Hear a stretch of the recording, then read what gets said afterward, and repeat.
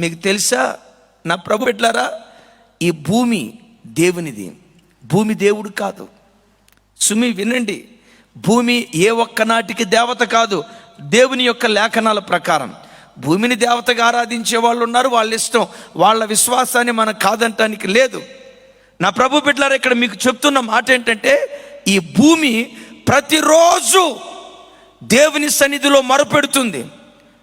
ఈ భూమి మీద జరిగే ప్రతి కార్యక్రమాన్ని బట్టి చెప్పమంటారా, ఒక పేద బిడ్డ ఉన్నాడు, ఆ ఒడిలో ఉన్న పసి కూతుర్ని తీసుకొని వెళ్ళి ఒకడు హత్యారం చేశాడు. వాడు పేదవాడు, వీడు రాజకీయ నాయకుడు, అండబలం కండబలం ధనబలం కలిగినటువంటి వాడు. ఈ పేదవాడు నన్నేం చేస్తాడు?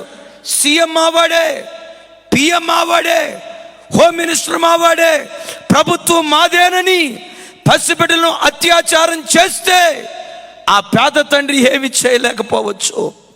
ఆ పేద తండ్రి బలము లేనివాడై నిస్సహాయకుడిగా ఉండొచ్చు.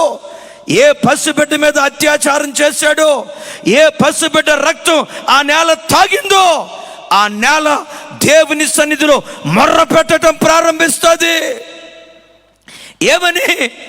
దేవా, ఈ పసిబిడ్డని వీళ్ళు అత్యాచారం చేసి వెన్నుపోస విర్రగొట్టి నాలుకను కోసి ప్రభుత్వం మాదేనని, అధికారం మాదేనని, ధనబలం కులబలం రాజకీయ బలం పలుకుబడి మాదే ఉందని, మతం మాదేనని ఘోరమైన అత్యాచారాలు చేస్తున్నారు.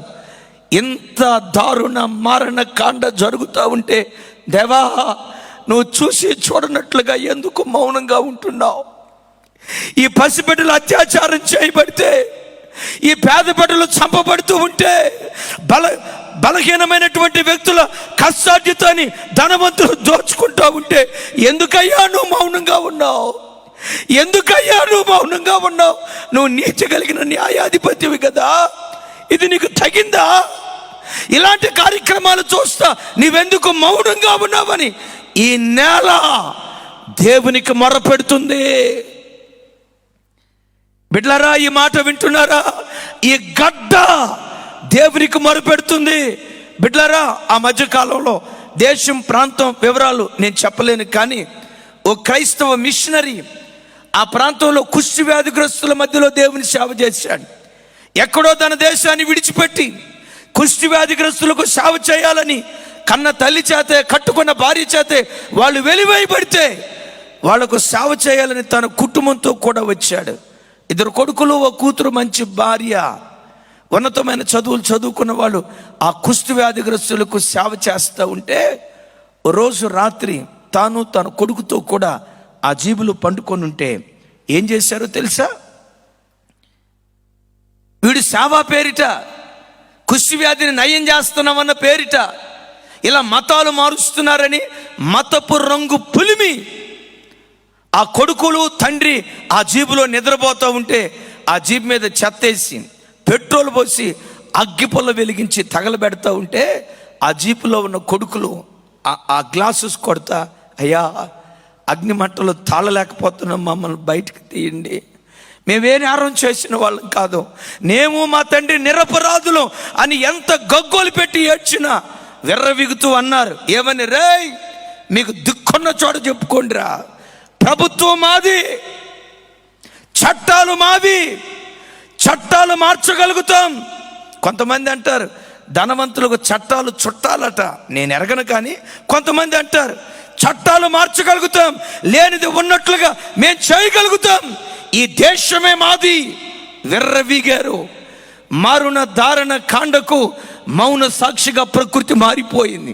ఈ నేల ఏమి చేయలేకపోయింది. చుట్టూతో ఉన్నటువంటి చెట్లు ఈ దారుణ మారణ కాండను చూస్తూ ఉన్నాయి. ప్రజలారా, ఈ సంగతి మీరు ఎరుగుదురు కదా, చుట్టూతో ఉన్న ప్రకృతి మిమ్మల్ని చూస్తూ ఉంది, చుట్టూతో ఉన్న ప్రకృతి మిమ్మల్ని గమనిస్తూ ఉంది.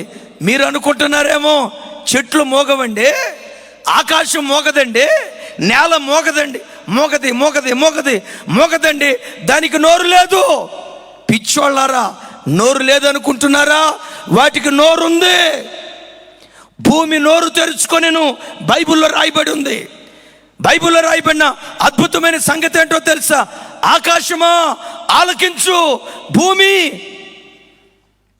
వాటికి చెవులున్నాయి.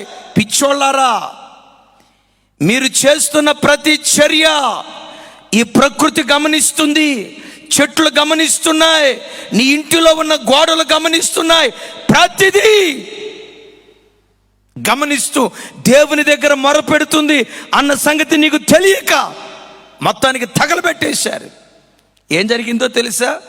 కొన్ని నెలలు గడిచిందో లేదో ఆ దేశ చరిత్రలో పెను విషాదం. ఏంటా విషాదం? ఆ దేశానికి గతంలో ఎప్పుడు తుఫాను రాలా.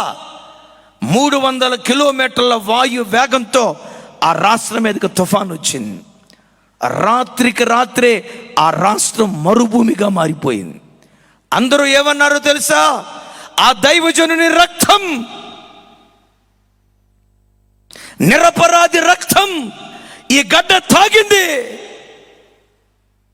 అందుకనే ఈ దేశం, ఈ రాష్ట్రం ఎంత శాపాన్ని అనుభవిస్తూ ఉంది. నా ప్రభు బిడ్డలారా, ఒకవేళ మీ చుట్టూతో కొంతమంది బలహీనులు ఉన్నారు, వీడికి దిక్కు దేవానం లేదు, ఈ గ్రామానికి నేనే రాజుని, ఆడిందే ఆట పాడిందే పాట విర్రవీగుతున్నావేమో, ఆ పేదవాడు నిన్ను గూర్చి ఏడ్చి కన్నీళ్లు విడిస్తే ఆ కన్నీటి చుక్కలలో నుండి శాపపు విప్లవం నీ తల మీదకు బయలుదేరుతుందన్న సంగతి నువ్వు గ్రహించు. వాడు మైనారిటీ అని అంటున్నావా? వాడికి మంది బలం లేదు, జనబలం లేదు అని అంటున్నావా? ఆ మైనారిటీ పక్షాన ఈ ప్రకృతి నిలిచుంది, భూమి ఆకాశాలు నిలిచున్నాయి. ఈ లైవ్లో వాక్యం వింటున్న మనుష్యుడా, ఒకవేళ నాకు ధన బలం ఉంది విర్రవీగుతున్నావా? పురుషుడా నా వైపు చూడు. ఈ వాక్యం వింటున్న పురుషుడా, నేను మగోణ్ణి, ఆడది అణిగుండాలి, నేను 2-3 తిరిగినా, తాగినా, తందాలాడినా నా కాళ్ళ కింద బానిసగా ఉండాలని ఒక స్త్రీని బానిసగా చూసావా? నిన్ను బట్టి నీ భార్య ఏడుస్తూ ఉంటే ఆ కన్నీటి చుక్కలు నేల మీద పడతాయి కదా. ఆ బాధను భూమి భరించలేక దేవుని దగ్గర భూమి మొరపెట్టడం ప్రారంభిస్తుంది. ఆ మొరలో నుండి, ఓ భర్త, నీ తల మీదకి శాపపు విప్లవం బయలుదేరుతుందన్న సంగతి ఈ రాత్రి నువ్వు గ్రహించు.